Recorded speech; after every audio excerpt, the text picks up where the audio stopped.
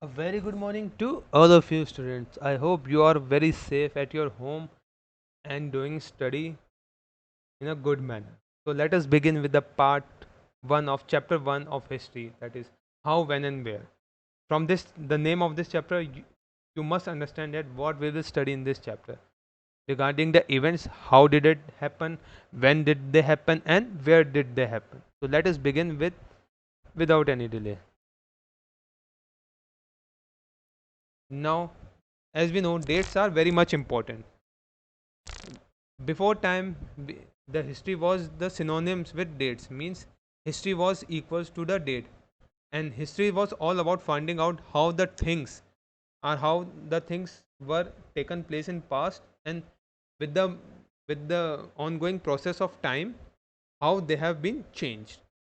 Previously history was limited to only the battles and big events, such as a particular king was crowned, he was married and had kid, and he fought a particular war.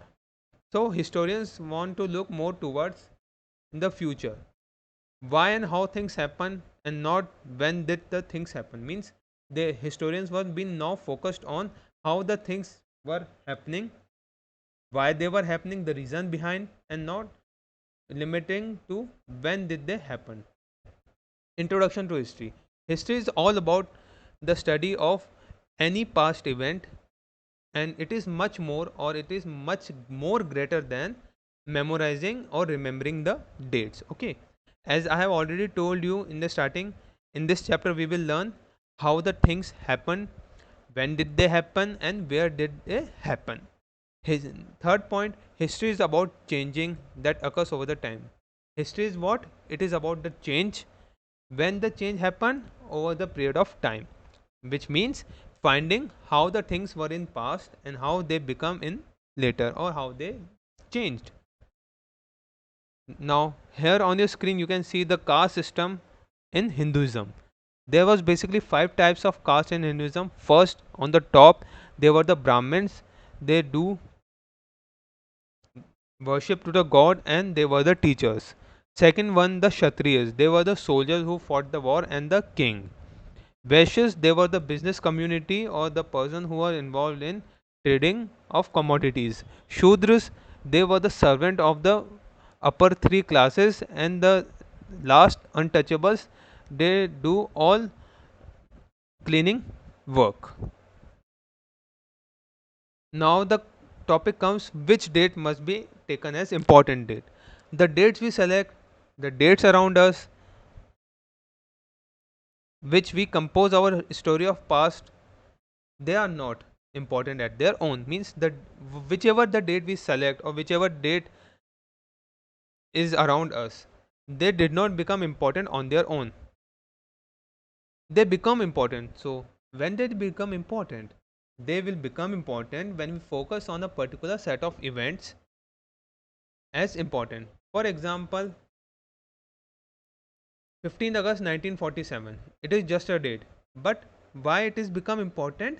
Because on 15th August 1947, India got independent from the 200 years of British or colonial rule. So now with the example you must have understood that how the date become important. If we now the third point, if we focus on study changes, or if our focus of study changes, and if we begin to look towards some new issues, there was new set of date will appear significant. Now how the British classified the Hindu history.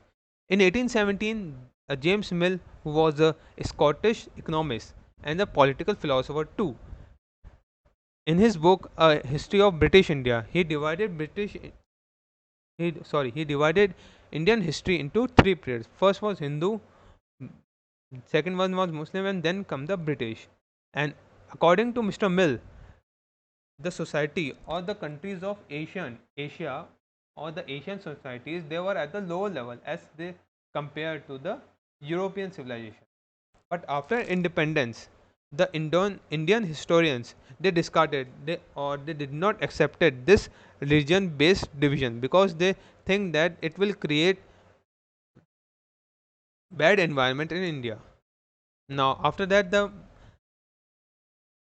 Another classification of Indian history, it was divided into three parts: ancient, medieval, and modern.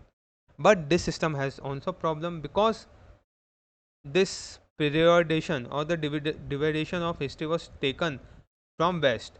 The modern period associated with the forces of modernity like science, democracy, liberty, reasons, and equality. Medieval was a term used to describe a society where features of modern society did not exist. What were the features? This: science, reason, democracy, liberty, and equality. And the medieval period did not have these such changes. And many historians refer British rule in India as colonial rule. Now, what is colonial rule? We'll study.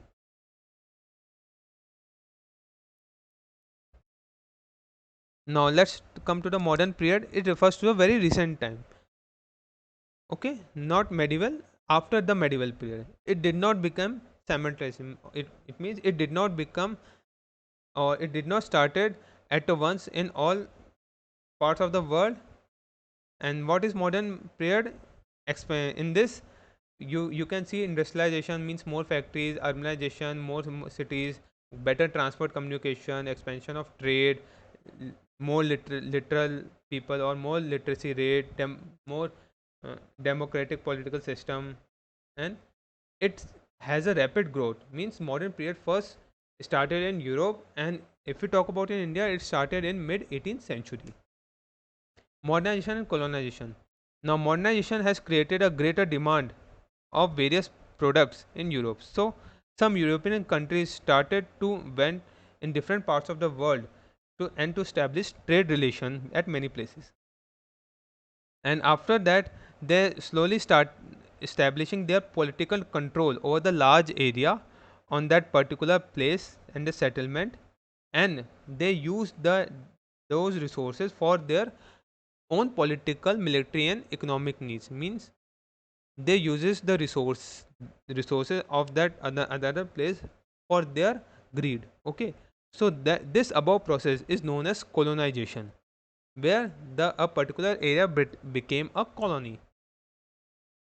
After that, a colonizing country used the resources of its colonies to promote its own modernization. Means already studied that a colonizing country used the resources of its colonies for the development of their own, and they also introduced modernization only to a particular area, to their colonies. So if the modernization has introduced in a particular area, so it will be benefited to only a small section of people, and rest of the section, they will face conditions of poverty, disparity, discrimination, etc. Now, how India became colony?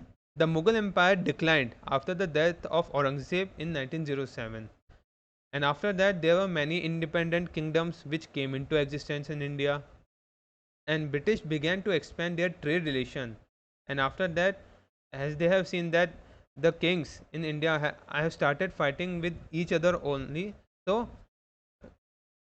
in the face of trade, they have started to set up their colony in mid 18th century, which was the mark of beginning of modern period in India.